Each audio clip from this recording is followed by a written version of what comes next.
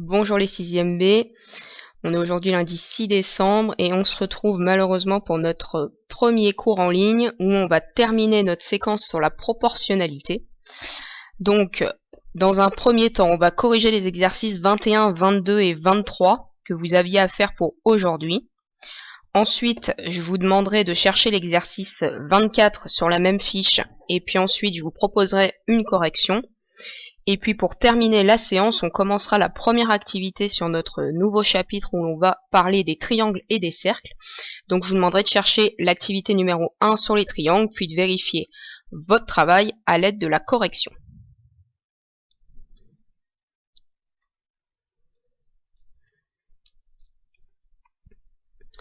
Alors on commence par corriger l'exercice 21 que vous aviez à faire pour aujourd'hui. Donc vous avez un tableau de proportionnalité à compléter qui vous permettait de passer des heures en minutes. Donc vous avez la première ligne, vous avez les durées en heures, et la deuxième, vous avez les durées en minutes. Donc, on sait que 1 heure, c'est 60 minutes. Donc ça veut dire que le coefficient de proportionnalité, qui vous permet de passer de la première ligne à la deuxième ligne, c'est une multiplication par 60. Ensuite, tout simplement pour faire l'inverse, c'est-à-dire passer des minutes en heures, cette fois-ci, on va divisé par 60. Donc 2 fois 60, ça nous donne 120. 2,5 fois 60, c'est-à-dire 2 heures et 30 minutes, et c'est 120 minutes plus 30 minutes, donc 150 minutes. Ensuite, nous passons aux deux dernières cases. Donc on a 240 qu'on doit diviser par 60, c'est-à-dire 240 divisé par 60, ou 24 divisé par 6, ou combien de fois 6 fait 24, et donc c'est 4 heures. Et on voit ensuite que pour passer de 240 minutes à 270 minutes, on a seulement rajouté 30 minutes, donc ça veut dire qu'ici c'est 4 heures et 30 minutes, donc 4,5 heures. Donc ensuite on corrige l'exercice 22, on a Maya qui tricote une écharpe et elle fait 2 rangs par minute. Donc si on regroupe les données dans un tableau, on a le nombre de rangs et on a le temps en minutes. Alors on sait qu'elle fait 2 rangs par minute et on veut savoir combien elle va faire de rangs à la même cadence, c'est-à-dire la même vitesse, en 1 heure. 1 heure, je vais donc le convertir en 60 minutes. Donc on remarque qu'ici, le coefficient de proportionnalité, pour passer de la deuxième à la première ligne, c'est une multiplication par 2. Donc ça veut dire qu'elle va faire 2 fois plus de rangs. Donc on va faire 60 multiplié par 2.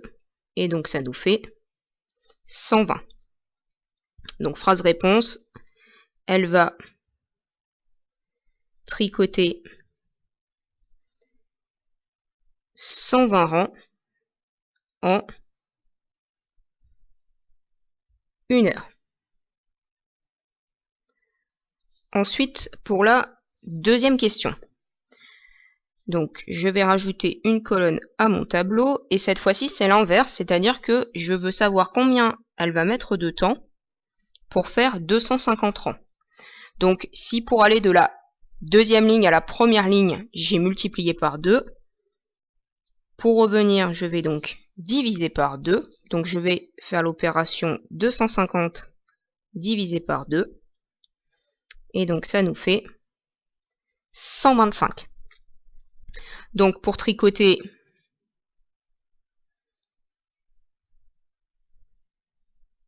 « 250 rangs »,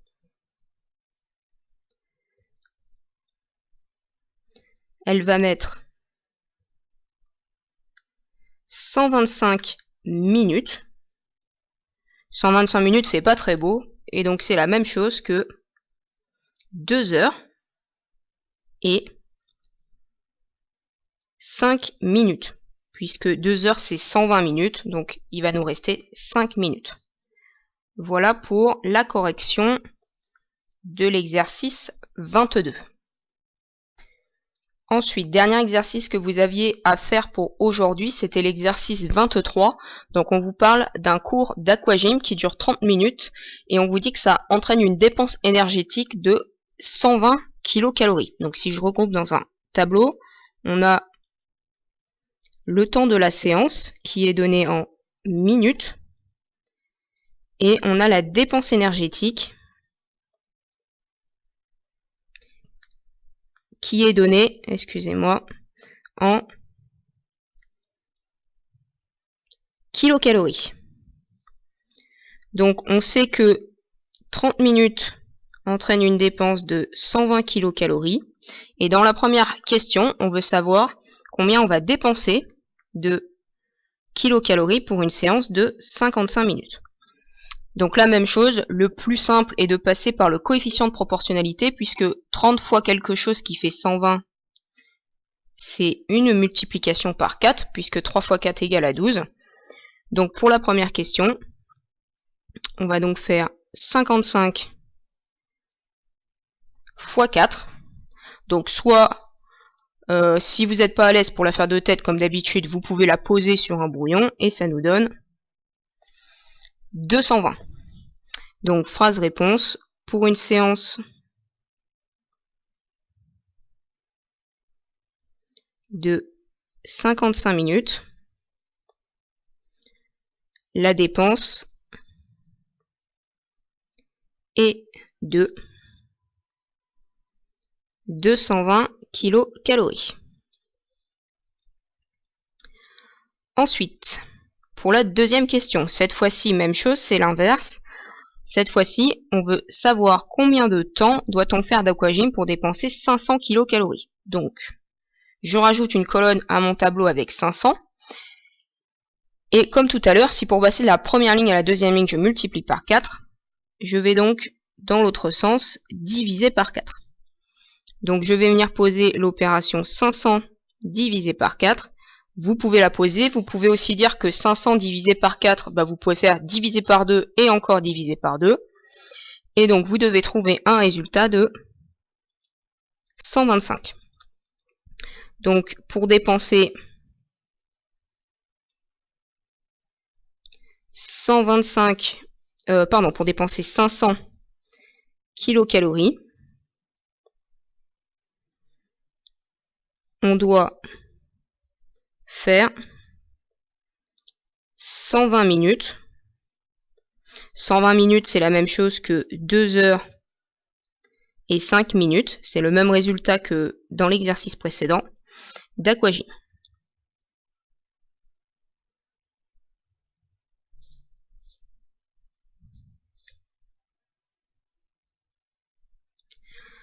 Voilà pour les exercices que vous aviez à faire pour aujourd'hui. Donc si ça va un peu vite, n'hésitez pas à mettre sur pause le temps de corriger dans votre cahier d'exercice. Et donc pour terminer notre séquence sur la proportionnalité, je vais vous demander de chercher l'exercice 24. Donc c'est le dernier exercice de la fiche. Donc vous pouvez mettre la vidéo en pause, le temps de chercher. Et une fois que vous avez terminé de chercher l'exercice dans votre cahier, vous remettez la vidéo en mode lecture pour avoir la correction.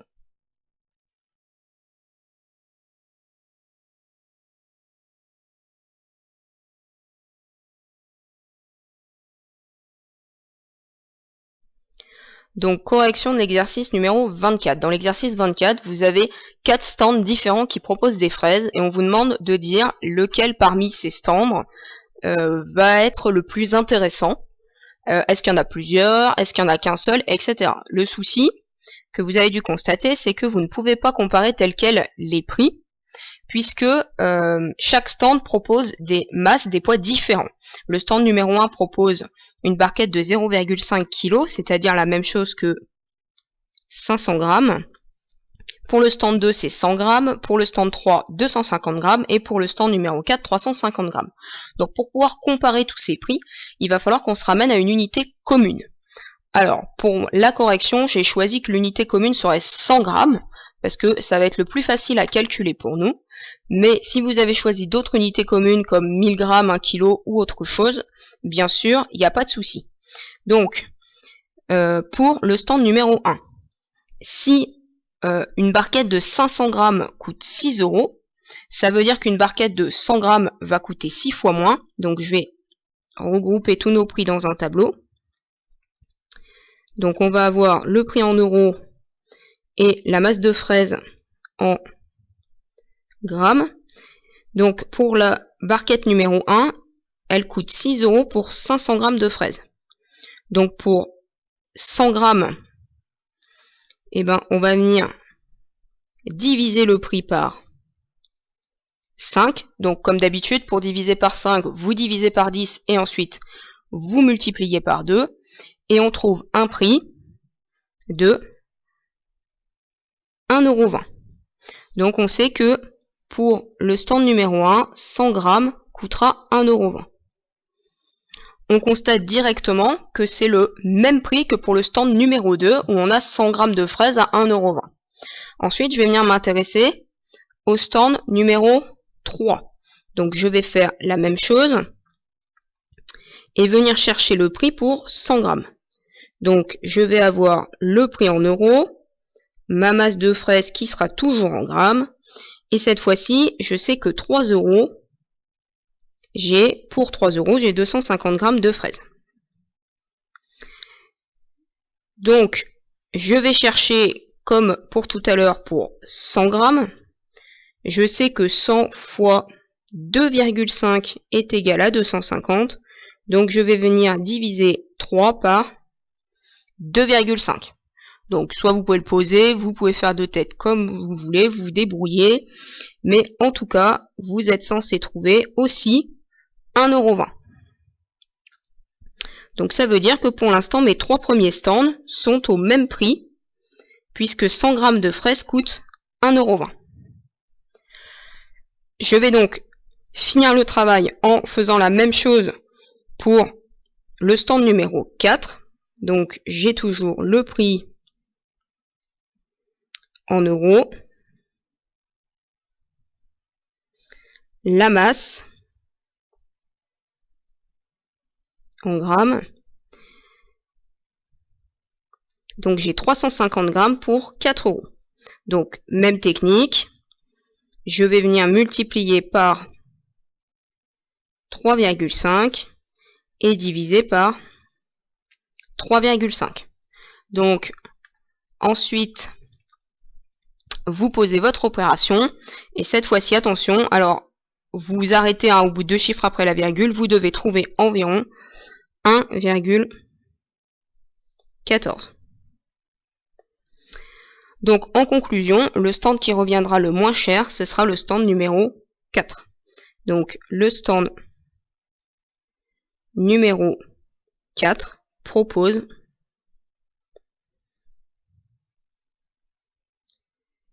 les fraises les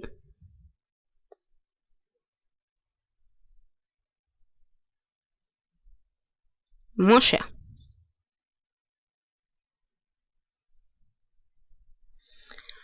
Voilà pour la correction de cet exercice 24. Donc ça termine notre séquence sur la proportionnalité. Vous avez le contrôle que l'on devait faire mercredi qui sera décalé à la rentrée.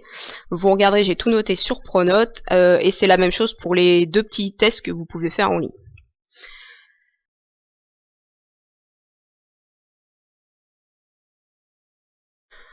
Donc ensuite, on démarre une nouvelle séquence sur les triangles et les cercles. Donc juste pour commencer aujourd'hui, on va pas beaucoup avancer, vous allez juste me chercher l'activité numéro 1.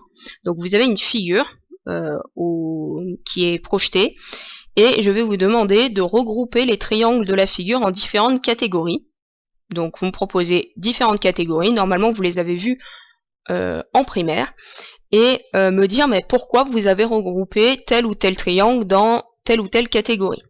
Donc vous cherchez cet exercice dans votre cahier d'exercice et puis quand vous avez terminé, vous remettez en mode lecture pour avoir la correction.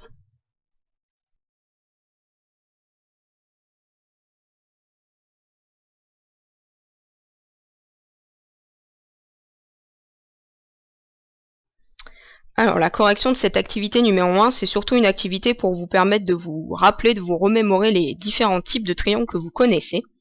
Donc je vais surtout la corriger de manière orale. Donc dans cette figure, on a trois types de triangles. On a le triangle isocèle. Alors, le triangle isocèle, on a le triangle AGB qui est isocèle parce qu'il a deux côtés de la même longueur. C'est indiqué par ce petit codage. Il y a un deuxième triangle isocèle dans la figure, c'est le triangle BCD. Et lui, il est isocèle parce qu'il a deux angles de la même mesure. Ensuite, une deuxième catégorie de triangles, ce sont les triangles équilatéraux. Donc, on a le triangle AEC, qui est équilatéral puisqu'il a tous ces angles de la même mesure.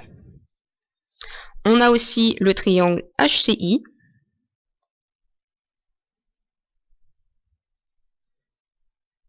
car il a trois côtés égaux. Tous ces côtés font la même mesure.